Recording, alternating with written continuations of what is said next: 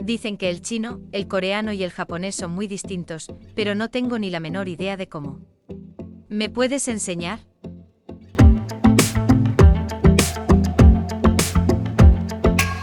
No te olvides de suscribirte a Lang Explorer en español. Tendemos a pensar que estos tres idiomas en Asia Oriental son similares y que sus hablantes se podrían entender mutuamente, mientras que desmienten los propios asiáticos. Todas esas lenguas usan sus propios caracteres muy distintos al alfabeto latino, y muchas veces no es fácil entender cómo difiere un idioma de los demás. Mientras que estos idiomas del lejano oriente comparten vocabulario y cultura hasta cierto punto, son de familias distintas y difieren sustancialmente en la ortografía, en la pronunciación y en la gramática. Hoy vamos a comparar el chino, el coreano y el japonés para que veas cuáles son las características de cada idioma.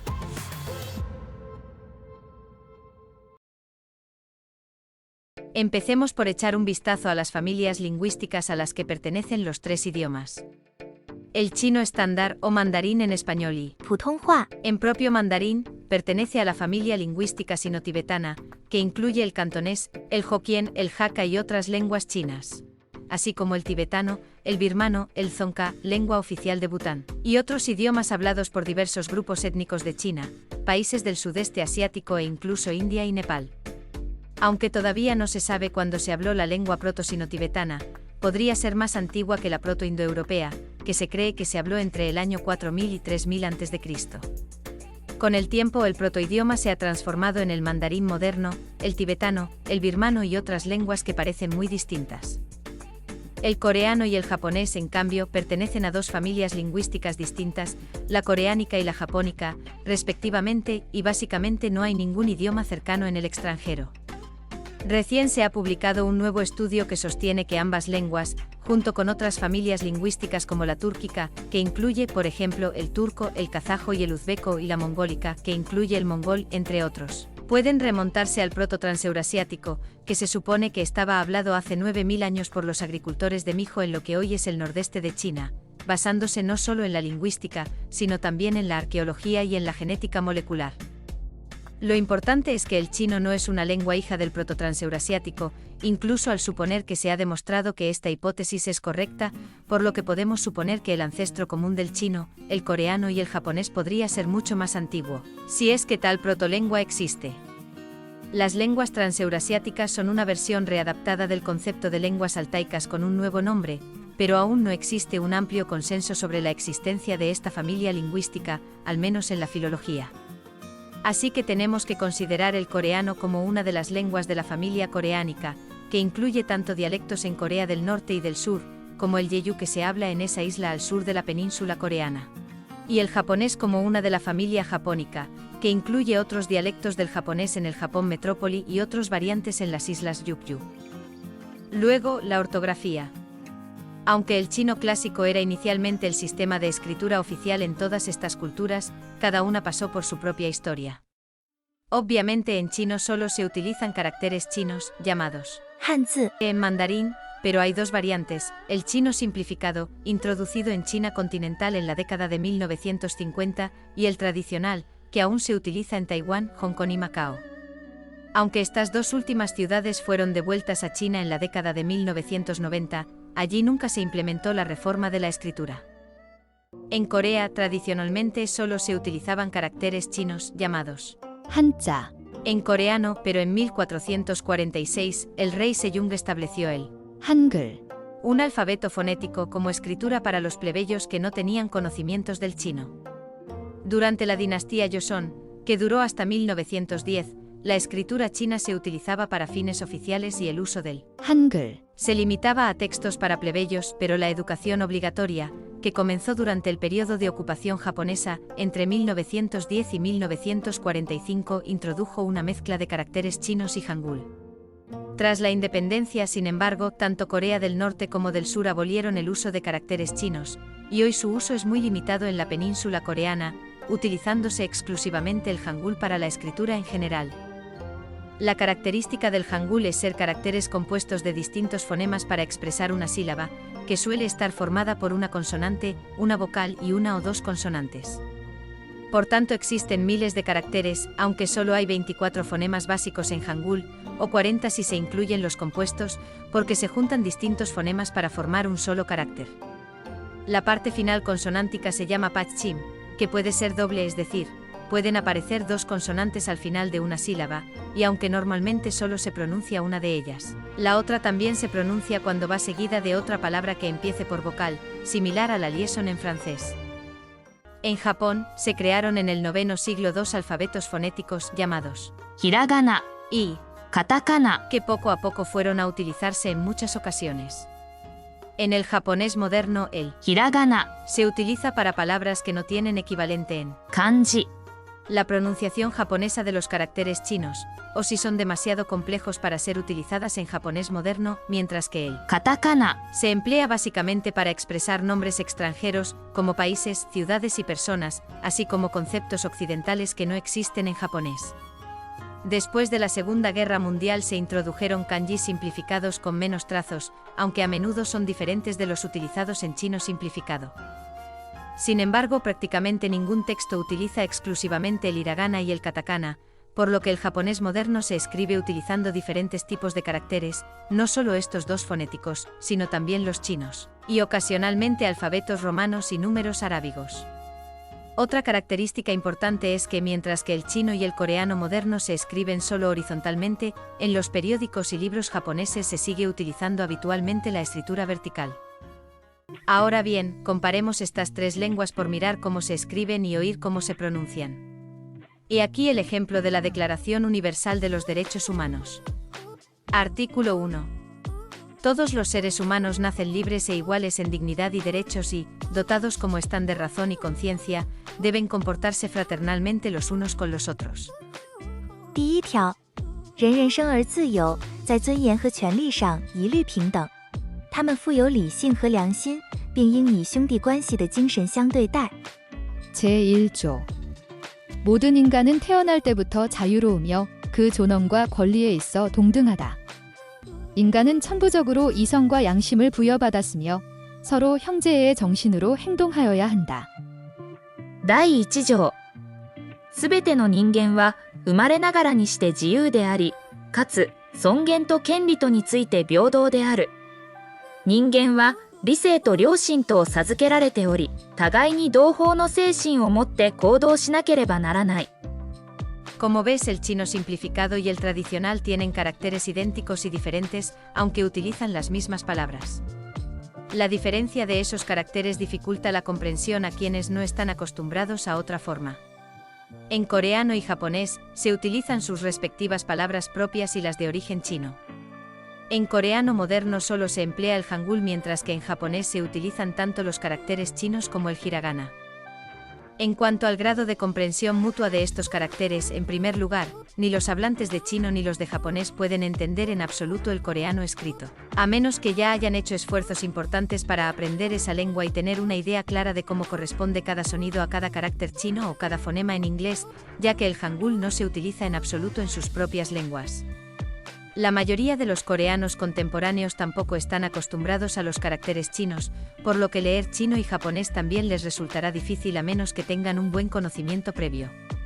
En cuanto a la comprensión mutua entre hablantes de chino y japonés, es posible hasta cierto punto, ya que ambas lenguas utilizan caracteres chinos, pero a la gente le resultará difícil adivinar qué significan algunos caracteres, ya que en cada ortografía se utilizan formas diferentes.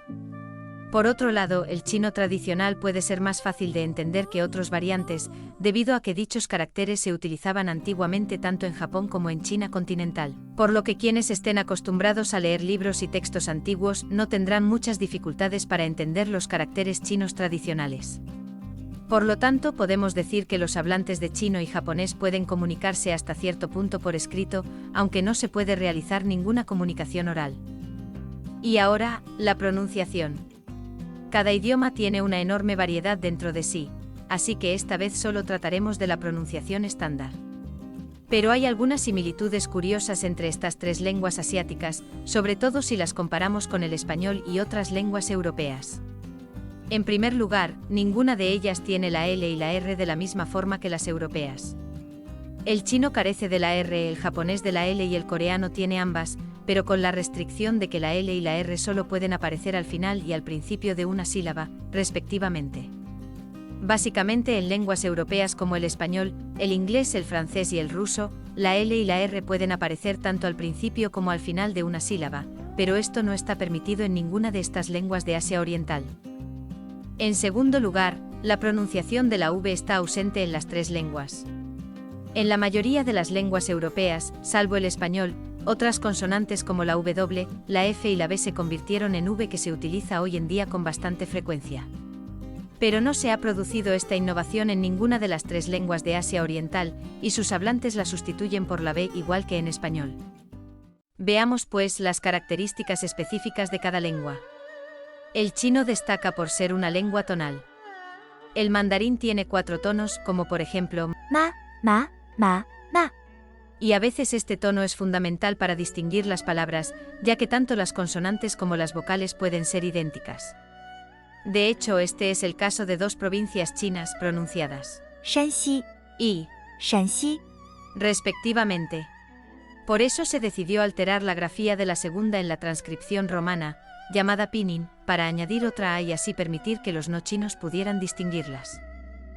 Debemos destacar 2 características importantes en las consonantes. El chino tiene consonantes aspiradas y no aspiradas, en lugar de las sordas y las sonoras del español, así como retroflejos que son comunes en las lenguas de la India y las eslavas. Las consonantes aspiradas se distinguen de las no aspiradas, por lo que Bo, y po. suenan de forma completamente diferente para los hablantes chinos.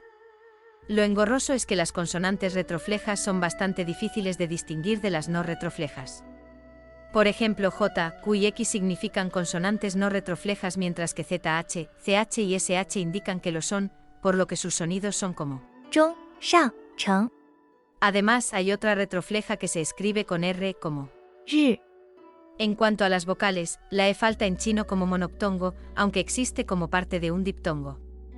Las palabras chinas escritas con esta letra se pronuncian así. Luego, el coreano. Tiene consonantes aspiradas y no aspiradas, similares a las chinas, así como consonantes tensas con más tensión glotal. Así, en coreano se distinguen los 3 sonidos: pi, lluvia, pi, sangre y pi. pitido.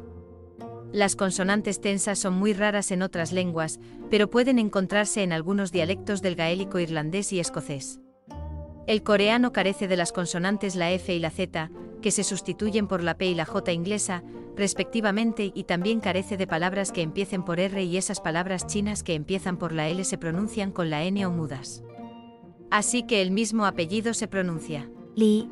en chino E, y, en coreano. El coreano contemporáneo tiene 7 vocales, mientras que solo hace décadas había 10. Lo que ahora se pronuncia como we, I, wi. solía pronunciarse como U. I U. en alemán, y se pueden ver los restos de esos antiguos sonidos en la transcripción de nombres alemanes como 켈렌, para Köln. y 민헨. para, München. y por último el japonés. Aunque se parece más al inglés que al chino en el sentido de que tiene consonantes sordas y sonoras, en lugar de las aspiradas y las no aspiradas, otra característica es que la mayoría de las sílabas japonesas suelen ser abiertas, es decir, terminan en vocal. Las únicas excepciones son la N y las consonantes dobles. Y este idioma tiene solo 5 vocales, carece de la L y solo tiene un número limitado de palabras que empiezan por R. Además, algunas combinaciones de consonante y vocal están ausentes, como ti, tu, di, du, si y ye.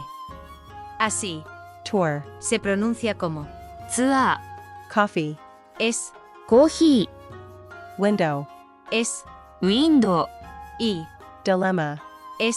ジレンマ。 Pasemos a la gramática. El chino es una lengua aislante y los casos se expresan mediante el orden de las palabras y las adposiciones, que son similares a las preposiciones en español. En realidad, el inglés está más cerca del chino que otras lenguas europeas en este aspecto, ya que ha perdido las declinaciones y los casos se muestran de forma similar a los del chino. Su gramática es aún más sencilla, ya que no hay ni conjugación de verbos ni declinación de sustantivos y adjetivos. El orden básico de las palabras es SVO, o sujeto, verbo y objeto, igual que en español, aunque el español es un poco más flexible en cuanto al orden. Pero el chino se diferencia del español en que los modificadores pueden ponerse entre el sujeto y el verbo. Entonces vamos a ver cómo se traduce al chino. Ayer por la mañana yo fui a la estación Pekín. 我昨天早上去了北京站。 Observa que las palabras con el mismo color tienen el mismo significado. Vemos que tanto el español como el chino son lenguas SVO, aunque los adverbios se colocan de forma diferente.